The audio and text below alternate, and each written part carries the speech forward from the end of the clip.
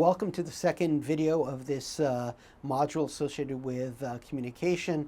I hope you were able to internalize the messages from the first video. Now let's get to the second video. Understand that what you do not say is just as important as what you say, and identify nonverbal signals to look out for. So if I'm pointing my finger and, even if I'm not saying anything, you're going to internalize that. The 5 C's of nonverbal communication include context. The setting can impact the message, such as someone having goosebumps from being cold versus hearing shocking news. Cluster. Most body language is not a single gesture, but entails a number of combined gestures, such as a person standing with hands on their hips, shaking their head, and rolling their eyes. That gives you a clue of what they're thinking. There's also congruence. The verbal words need to match the nonverbal body language. Research has shown that the total impact of a message is based 7% only on words and language used, 38% on the tone of voice, and 55% on body language, the facial expression, hand gestures, things like that. Consistency is the next C. Often the only way to accurately judge whether there is consistency is to observe someone over a period of time. Otherwise, the patron leader yourself will have to guess, does someone act a certain way all the time? Culture.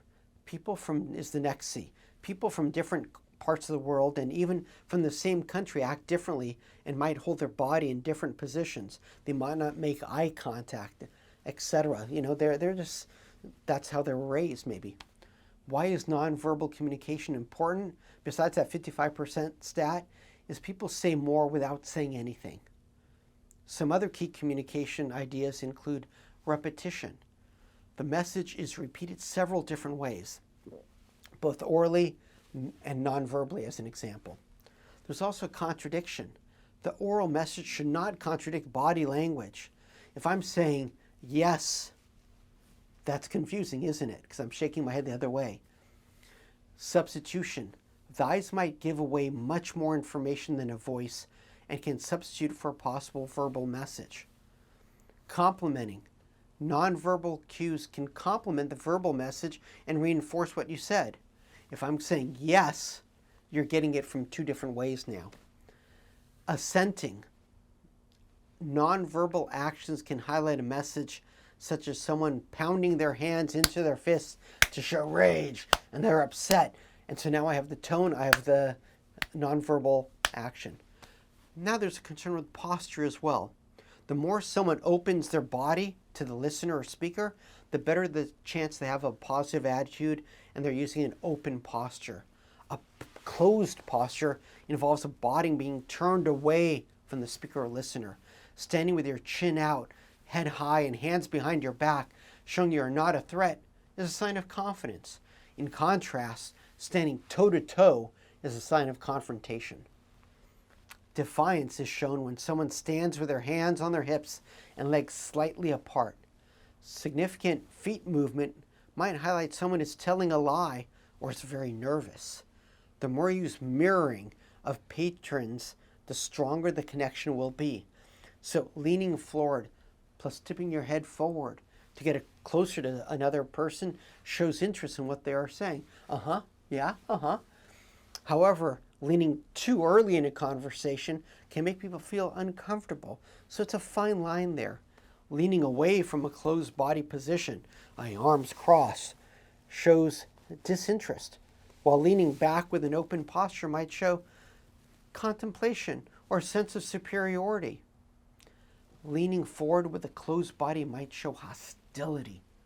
If someone appears that 2 people already are talking to you, should you examine their feet? If the people twist their body to see or listen to you when they are excluding you with their body, might be something to think about. However, if the people move their feet and open up to include you, they will include you in the conversation. So look at if there's a group and they're avoiding eye contact with you and talking with each other, they're probably avoiding you. That is a nonverbal cue that you can get there. One of the keys to nonverbal communication is the spatial zone between people. There's the intimate zone, which is 0 to 18 inches, and that's reserved for close family members and lovers and stuff like this. Then there's a close personal zone, which is normally 1.5 to 2 feet. It's a typical zone people like to keep between themselves and others. There's a far personal zone, that's 2 to 4 feet. This is where arm length negotiation occurs, that we're talking to each other. Then there's the social zone, which is 4 to 12 feet. This is where most daily interactions occur. Then there's the public zone. It's normally greater than 12 feet, often the zone for public speaking, and you're speaking to a broader group of individuals. The zones can be broken at certain times, such as using a casual touch to emphasize a point or to build a closer connection if the patron is receptive. If they're very hostile, putting your hand on them might not be appropriate. So, like for example, is slapping a patron a high five appropriate? It depends upon the circumstance. Let's talk about eye contact, because your eyes talk without saying anything, but they do say a lot. Liars often avoid eye contact, but there's no guarantee that someone avoiding eye contact is a liar.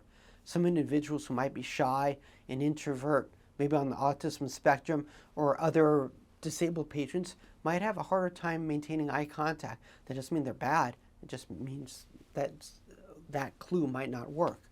Elongated blinks might indicate someone has already turned you off as a speaker. Rolling one eyes might indicate that someone is skeptical of the message. Sideways glance combined with downturning of the eyebrows and maybe the mouth might signal hostility or criticism. A lowered glance combined often with lowering of the head might signal submission to the speaker. Eyes have a hard time seeing, so we often have to make a best guess approximation. It is easier to see the different colors and tall or different people than it is to see some fine details sometimes. That's why we have to look at facial expressions, because they can fall into the following categories. Joy and happiness, that's a smile, raising cheeks, dimples, eye crinkles in the corner.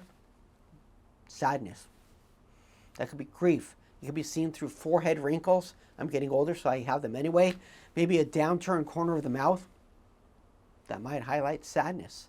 Surprise, wonder or amazement can be highlighted through raised eyebrows, open eyes, parting of the lips, and even a gasp. This expression is very fleeting and can last less than a second. Fear, anxiety associated with imminent danger might be highlighted through raised eyebrows, open eyes, tense lips, and a wide open mouth. Disgust, repugnance, or aversion is often highlighted through wrinkled nose, lowered eyebrows, and eyes squeezed almost completely shut. Ugh. Anger. Rage or hostility is often evidenced through drawn together eyebrows, intense gaze, and lips tightly pressed together. Your eyes could tell a lot, your face tells a lot. But also, as you see from my videos, my hands talk. Hands talk a lot as well. The more gestures we use, the more people cleave to our message. That might be why I talk with my hands so much. Maybe that's how I was raised as well. Besides the expression in our face, the hands are the next most common tool for nonverbal communication. Some people unconsciously use their hands to hide their untruthfulness statement.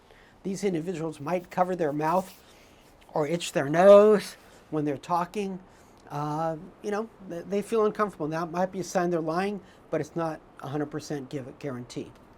Communication conclusions, and the whole process of communication concludes when communication with a patron and fellow employee, it is important to look directly at the person. Try to read the body language. Use an open posture. Lean slightly towards the other person. Try to maintain steady and appropriate eye contact. Stand in a relaxed position. Use concrete questions that ask for objective facts rather than subjective opinions. Try to avoid being vague. Keep your mind open to feelings, themes, concerns, subtext, and any other clues. So how do you build the rapport with appropriate communication? Here are 10 steps to build strong patron rapport and ensure a strong introduction is probably the key. Hello, my name is, in this case, gill, and you should be pausing. So that gives you opportunity. Cautiously apply the mirror mimic technique to match what the other person is doing. Don't mimic everything they say. Don't be a jerk about it.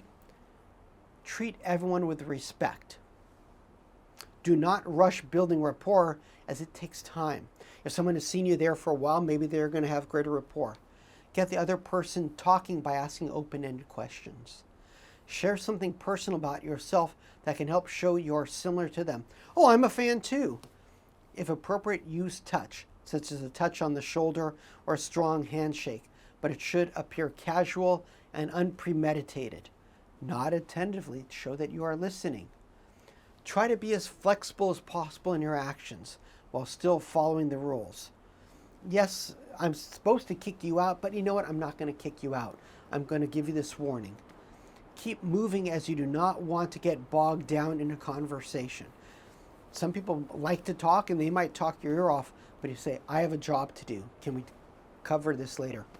You can end this by saying, I want to discuss this in greater detail, but I have other obligations right now. Persuasive communication. The following rules are often highlighted as the keys to persuasive communication. 1. Provide a reason, but not too much detail.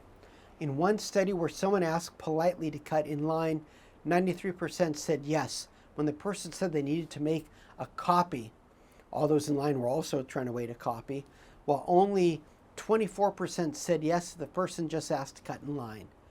If you ask politely, rather than can I cut in line, can I please cut in line, it's going to have a greater impact. Streamline your message. Cut out all the necessaries like, things like that. Exploit weaknesses, since resistance requires effort. That is why late night infomercials are so successful. The person is trying to stay awake in order and gives them something to do. Make it personal is number 4. Various studies have shown increased tips for waiters and waitresses when they give a dinner mint to someone who has dined there. And they give that with a bill, or when they tell jokes while delivering the bill. Similarly, a handwritten post-it note attached to a survey produced more than a 39% plus response rate than a printed letter. The more personal communication is, the better. We've covered in this module a lot of different theories and ideas and terms and stuff like that, but a lot of it is going with your gut. How would you like to be communicated to? If you like to be addressed as a knowledgeable individual, someone who is on the same footing as you, you're probably going to treat them in a similar manner. You don't want to talk down to people just because someone might have a higher status in the facility because they're an executive. Or let's say they're a high-end fan who's paid a lot of money for a luxury suite. Doesn't give them the right to abuse other people or talk down to other people. You have the ability as a patron leader to say, I'm here to help your situation. I want to resolve this, but that does not give you the right to abuse me or talk disrespectfully to me or to other people. Let's start this off with a positive, tone and positive message. You can quickly turn a negative kind of situation, especially when someone's upset and angry, which is often the time when they're approaching you as a representative of the venue, by being open, having an open stance, using your arms, using your eyes, using your smile, using all the different tools that God gave you, and then addressing the situation. As my mom used to say, God gave you 2 ears and 1 mouth. Use them in that proportion. That is so accurate here. Listening is one of your most important communication skills, because when you truly hear someone, you can hear what the problem is, and that can help you in resolving a dispute, because oftentimes it's someone wants to be heard. They want to know that someone cares about them. So go out there, use objective facts when you're writing, be brief, be to the point, be open to a communication with other people, and go out there and do your job in a great way, which is communicating effectively. That's it for this module. Take care, everyone, and have a great rest of the day.